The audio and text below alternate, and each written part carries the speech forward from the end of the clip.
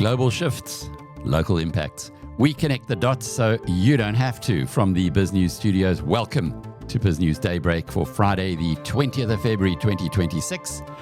I'm Alec Hogg, and here's the context you need to win the day.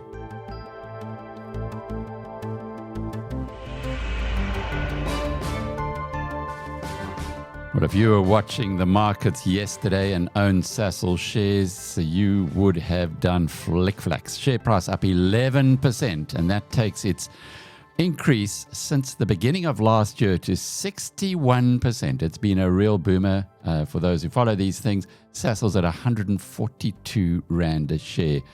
Sappi did well after its recent results. It was 3% higher, and Purple Group bouncing around a little. That was a 2 Rand 11, which was a 2 Rand 37% improvement. But that's doubled since the beginning of last year, so nothing wrong on that side. On the other side, though, quite a bit of profit taking coming in from recent gainers. Telkom down 4%, Sibanye, and I suppose Sibanye's been having a good run, given that it is a resources stock and it's up nearly 300% since the beginning of last year. You have to see some profit taking going on there, and that was down by 3%.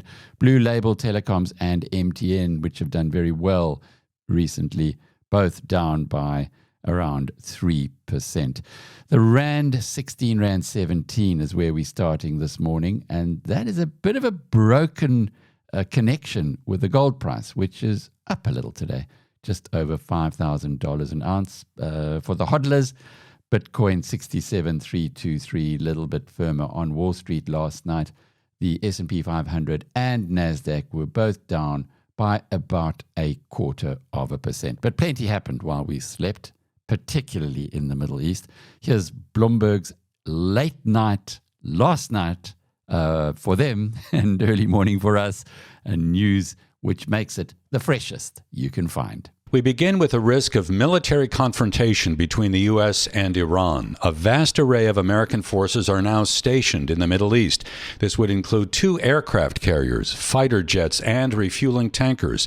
Earlier today, President Trump said he would decide his next move on Iran within days. Now we may have to take it a step further, or we may not. Maybe we're going to make a deal. You're going to be finding out over the next probably 10 days. Needless to say, the heightened risk of an attack sent crude oil prices higher today. WTI for March delivery, which expires tomorrow, incidentally, it was up 1.9% today to settle at $66.43. Here is Bloomberg News senior editor Eric Weiner.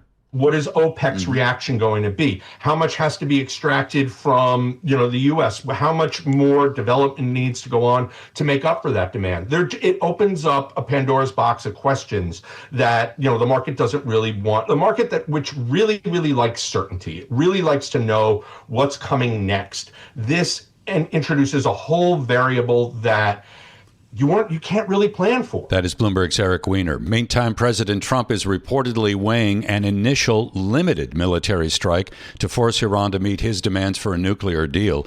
The Wall Street Journal reports an opening assault would target a few military or government sites. The Journal also reporting that if Iran still refuses to comply, the U.S. would respond with a broad campaign against regime facilities. Also today, President Trump hosted the inaugural meeting of his Board of Peace.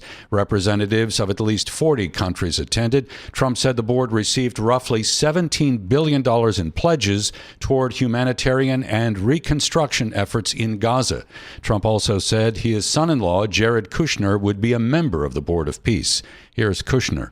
If Jews and Muslims work together, Israelis and Palestinians with Americans and English and Bulgarian and people from all around the world, then we can kind of join on a common goal, which is peace and togetherness, and that's really what we've done. Now, the goal is to train an initial 5,000 police officers to deploy in Gaza within 60 days. Andrew Mountbatten Windsor, the brother of King Charles III, was arrested earlier today on suspicion of misconduct in public office. Now, the move followed more details on Mountbatten Windsor's relationship with convicted sex offender Jeffrey Epstein.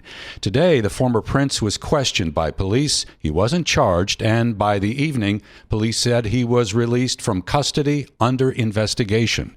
King Charles issued a statement. It said the law must take its course, and authorities will have the royal family's full support and cooperation.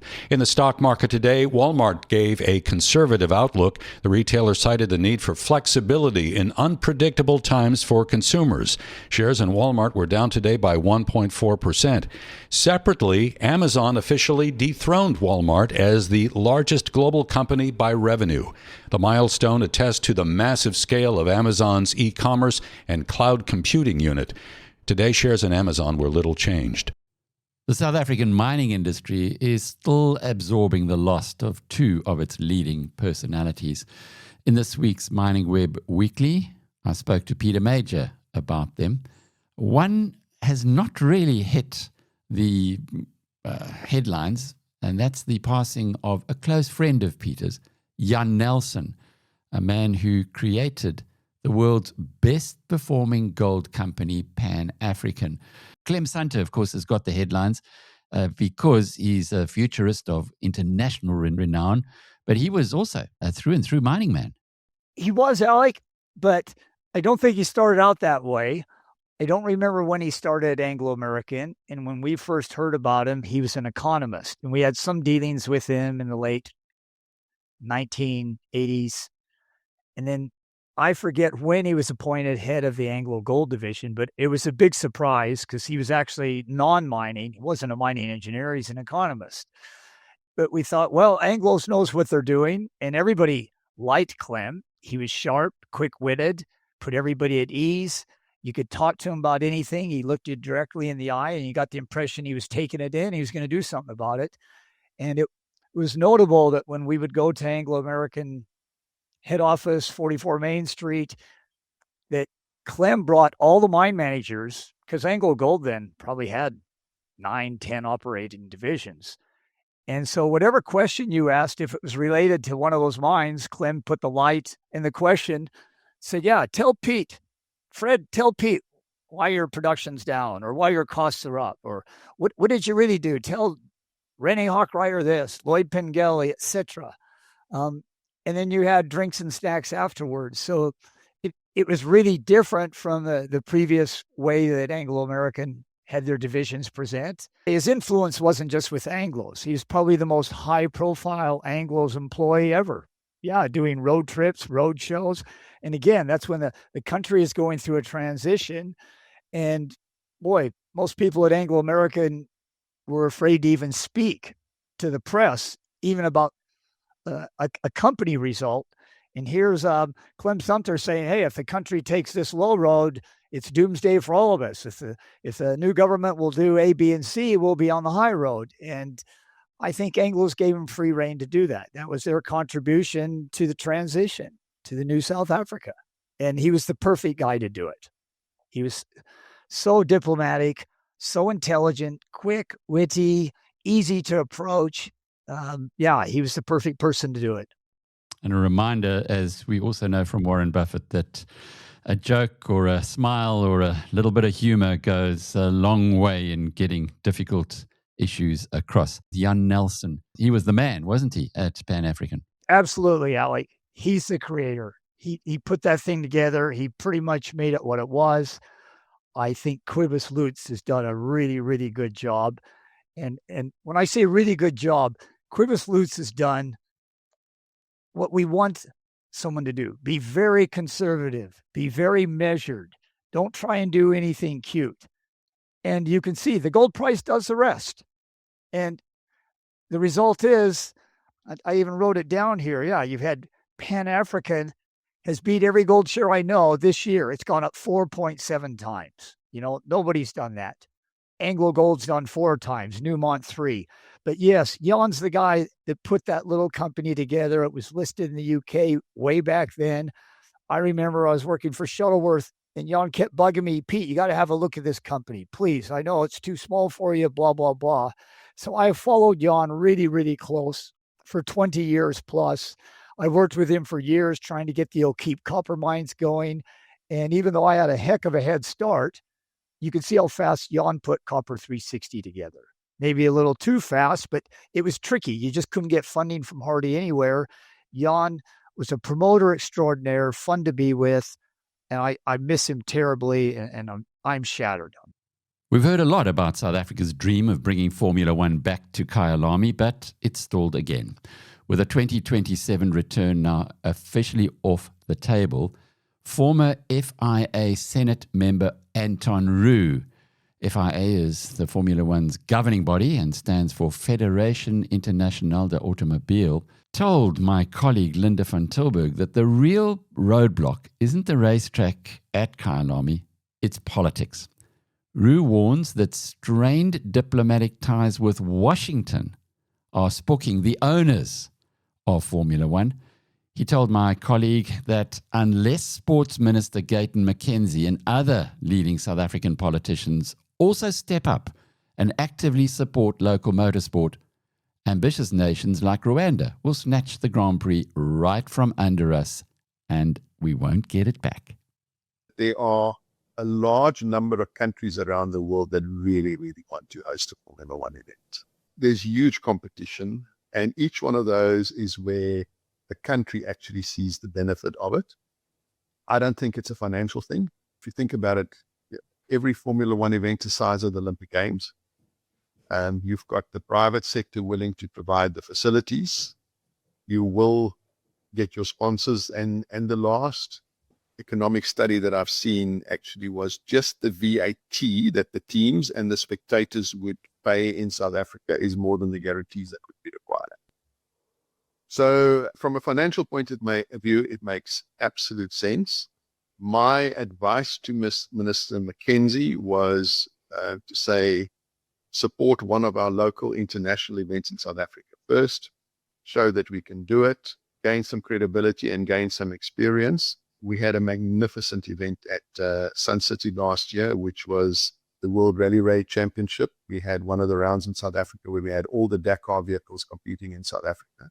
I'm going to say this, we did not have a single person there from Department of Sports, Arts and Culture that actually attended the event. At the same time, I think the real issue, and that nobody will actually confirm, South Africa needs to repair its relationship with Washington. Formula One is owned by Liberty. Liberty is a US company. And I don't think that with the current relationship where we don't even have an ambassador in the US, we are going to persuade a US parent entity to hold an event in South Africa.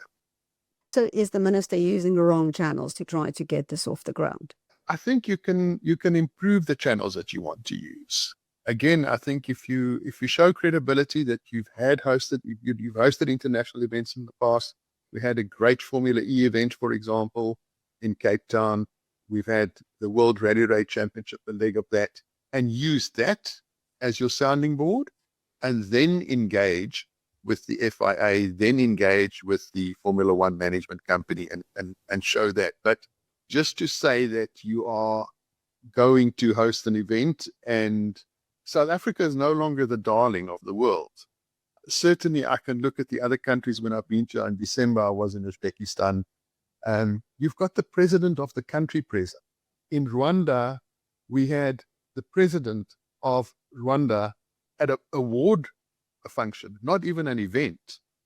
So from a South African point of view, I don't think anybody is going to be convinced that the politicians are behind this event. Michelle's a mom who traded in her Fiat 500 for this beast right here. But why the momentous move, huh? I needed something bigger to keep up with my growing son and his many sports bags. When you traded in your car with WeBuyCars, was it an easy conversion? I see what you did there. The process was just so easy. I was given a tablet, had to sign, and that was it. Basically, WeBuyCars is no mess, no fuss. Okay, it was nice chatting. WeBuyCars, the easiest way to sell your car by far. A fascinating court case is set to go ahead in New York next week when the investment banking culture of work them hard, pay them well is being put to the test by a new generation of workers, specifically a 21-year-old former employee of a top financial institution. It's got implications worldwide, including in Johannesburg's banking boiler rooms. The FT's Kay Wiggins is following the story and speaks here to the FT News Briefing host, Mark Filipino. All right, so this case centers around a woman named Catherine Shiber. What is this lawsuit about? She was a junior banker at Centerview, which, it may not be a sort of household name, but it is a kind of very elite, very prestigious M&A advisory firm, which is based in New York. And she was staffed on a big and very time-consuming, demanding deal. The culture in the bank was that very seriously long hours were being worked all around her.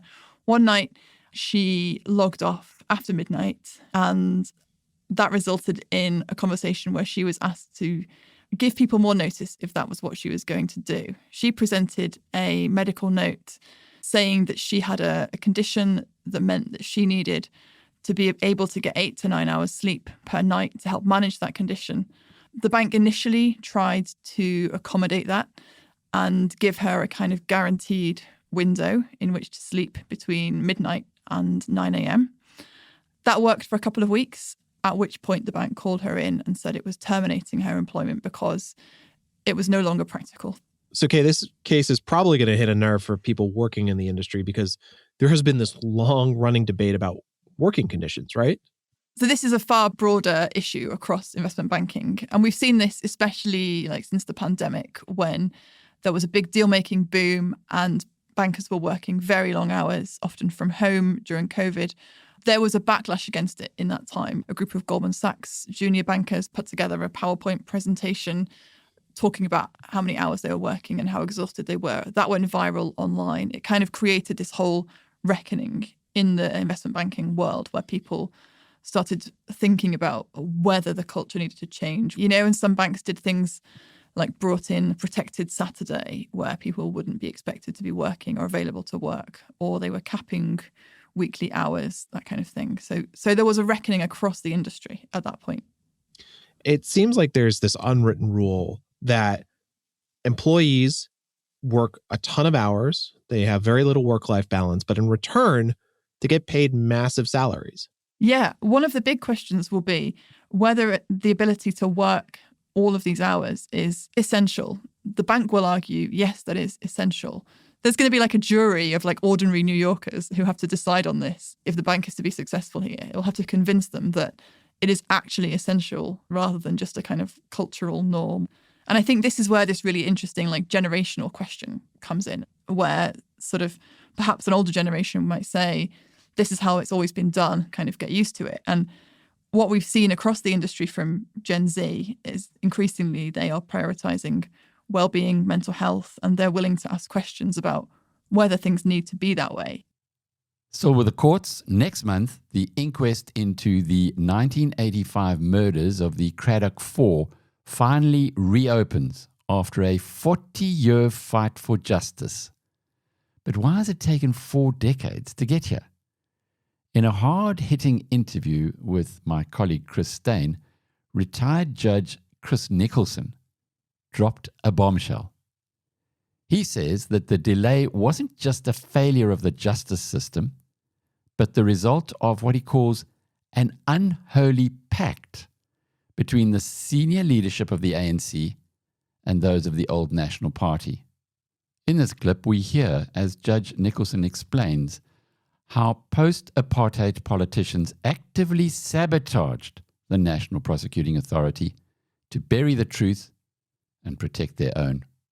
The NPA sadly has been seriously compromised over the years, and you may be aware of the Kampepe Commission, which is now investigating how President Mbeki and Zuma politically interfered with prosecutions so that the killers of the Craddock Four, were not prosecuted even after the New South Africa in 1994. So the NPA was actively prevented from carrying on the prosecutions. Chris, why did Why do the politicians of the post-apartheid government protect the criminals from the apartheid government? It's quite a complicated story, but I believe that the right-wing elements are suggesting that the ANC were also liable for human rights violations during the apartheid struggle, and that what's sauce for the goose must be sauce for the gander. So if the apartheid operatives must be dragged before courts, they were suggesting also that the ANC leadership who ordered killings in South Africa should also be charged. And I mean, that totally makes sense, because the pact was you go before the Truth and Reconciliation Commission and you bare your bosom and confess your sins. And so long as your acts were for a bona fide, a genuine political motive, you would be exonerated. You would be amnestied. But I think the senior leadership of the ANC, as with the senior leadership of the Nats, came together and had an unholy pact in terms of which they said, we'll let the rats and mice be prosecuted, but we'll steer clear. So part of that unholy pact, and there are letters to that effect, shows that they were to be left alone. And so the hierarchy, the senior members of the ANC and the senior members of the Nat government were not to be touched. And that, of course, was a total abrogation of what the TRC Act said. You've got to apply, and tell the truth. And if it's a political motive, you will be amnestied. That was retired Judge Chris Nicholson, author of Permanent Removal, Who Killed the Craddock 4, speaking to our very own Chris Steyn. You can watch that full explosive interview right now on the BizNews TV channel on YouTube.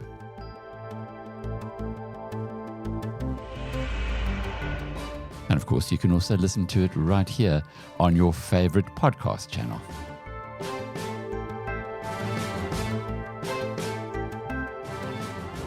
Well, we've got a weekend coming up. We're also heading into the final stretch now for the BizNews conference in Hermanus. If you haven't booked, please do. I really can't make a plan if you phone me up a week to go. We've got, well, it starts in 20 days. 18 days.